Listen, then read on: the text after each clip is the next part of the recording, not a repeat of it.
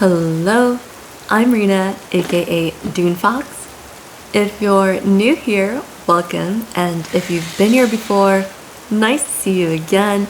Today, I'm going to be unboxing the Sabito Masterlise Ichiban Kuji Last One prize from Bandai. If you're new to collecting or figures in general, these names and terms might be a little confusing, but to put it simply, Masterlise is basically just a high quality line of prize figures from Bandai that's almost always tied to the Ichiban Kuji lottery system. So while most prize figures can be won from crane games in arcades and gaming centers in Japan, Ichiban Kuji is a lottery system where you buy a ticket to try and win specific prizes in a prize pool during the campaign period for a specific set. And you can buy these tickets at convenience stores or partnered stores in Japan. You can go to the Ichiban Kuji website and see which stores in Japan carry the set you want to try and win prizes from. It can be a little confusing, so if you want me to talk more about Ichiban Kuji or explain in depth how it works, I can make a separate video. If that's something you want to see, just let me know in the comments down below. But anyway, Sabito right here is from the Ichiban Kuji Kimetsu no Yaiba Hashirageiko set or the Demon Slayer Hashira training set. He is the last one prize, meaning there is only one of him in each set and you can only win him by buying the last ticket. For this specific Kuji, each ticket was priced at 750 yen, which is roughly $5 as of making this video. And the campaign period for this set ran from May to August of this year. While I've been rambling, I'm sure you've noticed that this figure comes in a pretty premium looking box, not at all typical for a prize figure. But like I also mentioned earlier, this is a Masterlise figure and quite a few of them come in these thicker, nicer looking boxes. This figure is also packed in a secure plastic insert, something that's more common with scale figures and prize figures. They seal these inserts pretty well too with lots of tape. So while I struggle trying to get this open, let's talk about what you're probably curious about, how much this figure costs. Like with any prize figure, they're not really meant to be sold in the traditional sense. In fact, most of these figures will have a disclaimer in the back stating it's not licensed for use and sale outside Japan, and that customer service inquiries are not accepted from outside of Japan. Still, you will find some of these figures floating around in some stores outside Japan as well as marketplaces. I've seen them go anywhere from $33 all the way up to $90 I would say in the Japanese marketplace. I got mine from Mercari Japan through Bai for $58 plus tax, Bai fees, and shipping. And it came out to a total of $66. On the screen it says $62.79 and that's his price without shipping.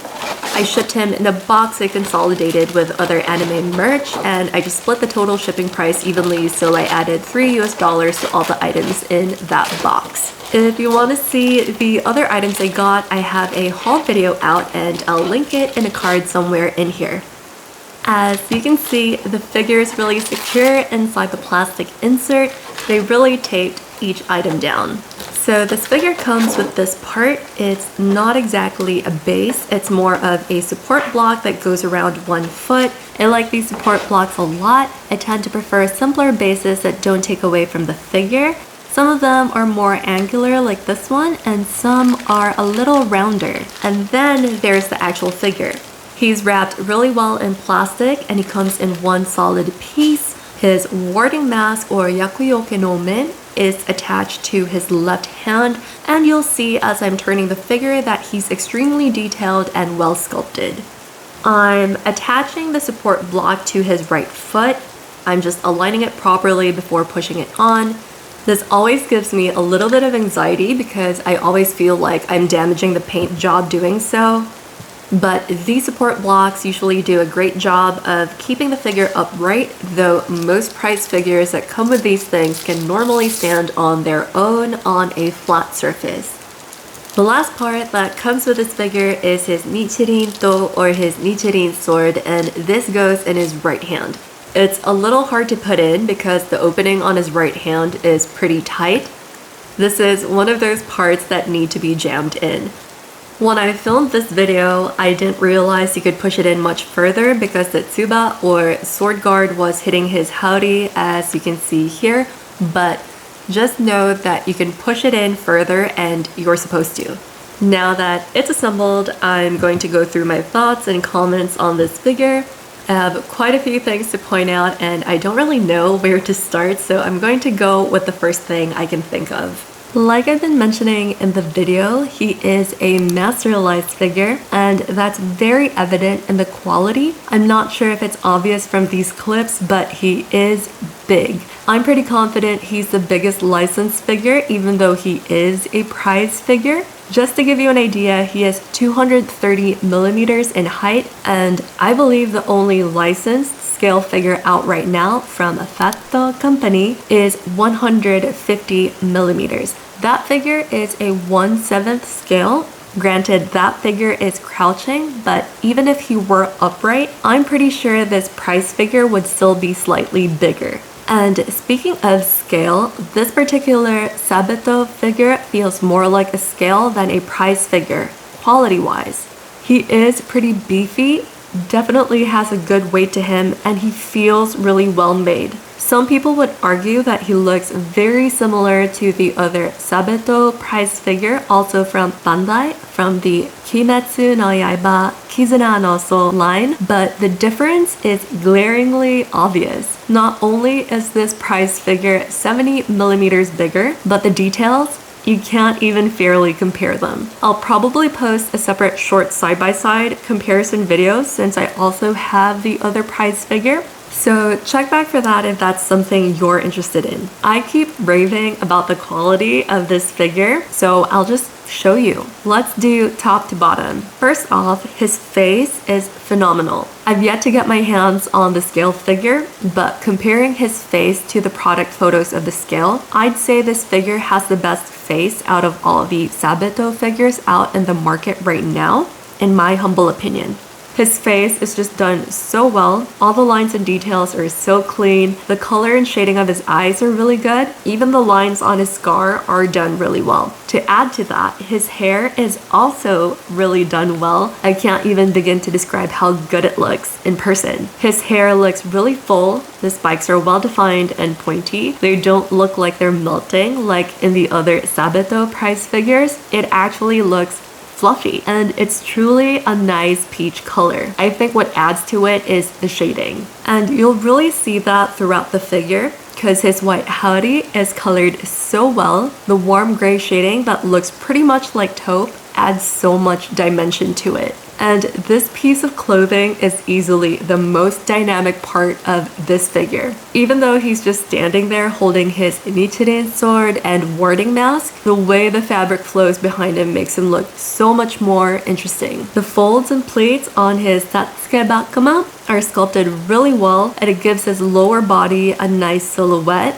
Even though it's all black, you can clearly see how detailed it is. But the actual star of the show is his patterned kimono and kyahan on his lower leg. It's the thing that draws your eyes to the figure, and what really makes it look good here are the lines outlining the geometric shapes. They're bold, sharp, and clean, and it's what makes this figure look more premium than the other Sabito prize figures. I feel like I have to keep reiterating how good the quality of this prize figure is because it's easily on par with a lot of scale figures. It's so detailed and so clean. The layers on this figure are pretty insane, to be honest. You can see the pattern of his kimono through the slits on both sides of his tatsukebakuma. The saya, or his sword sheath, is detailed, even though most of it is practically obscured by his haori. You can see the sageo on it, which is the red cord attaching the sheath to his belt, as well as the gold koiguchi and kojiri on both ends of the sheath. The Nichirin-to itself is made really well. You can definitely see how detailed the hexagonal shaped tsuba is on its own. It has the black center and bronze border. You can also clearly see the futsi and habaki, which are the two parts sandwiching the tsuba or handguard. And the tsukamaki, which is the wrapping on the hilt, is so detailed as well. You can definitely see the folds on the cord. And lastly, there's the bronze kashira or the pommel that matches the border of the tsuba perfectly. A few other things worth pointing out on this figure: the kitsune warding mask is so satisfying to look at because it's so smooth and the colors are so clean, down to the scar print on it that matches the actual scar on his face. It even has a darker outline to give it more definition. And then there's the red rope, which you have to see from the back of the mask. It didn't have to be that detailed, but it is. It's shaded in some areas as well as the tips of the tassels, which is just a nice touch. The red color perfectly matches the red of his sakeyo as well as the red of his zori. And lastly, I just wanted to quickly show you his feet, because honestly, they didn't have to make the zori nor his black tabi socks that detailed, but just look at the folds on that. It's one of those figures where I can't even find anything negative to say about it, and if I did, it would definitely be a reach. Could his pose be a little more interesting? Sure, but whatever is going on here actually really works for me. And I think it's because his character design is already interesting on its own that even if you just have him standing there, he's already fun to look at. There are so many layers to his clothes, and his kimono follows an analogous color scheme with the green, yellow, and orange, which makes it so satisfying to look at, and it just works so well with his peach colored hair. So should you pick this figure up? If I can only use one word to describe this figure, it would be clean. It's honestly one of the cleanest prize figures I've ever owned. Clean in terms of construction, paint job, and just overall the way it is designed. And that's saying a lot considering how prize figures are notoriously known for having messy and inconsistent paint jobs. It actually almost feels illegal to own this figure at the price I got it for. I would say up to $80 is a fair price for this figure. If you're not a fan of the Feta Company scale figure, this is definitely the next figure to look into. And if you're not a fan of prize figures in general, this figure might just change your mind.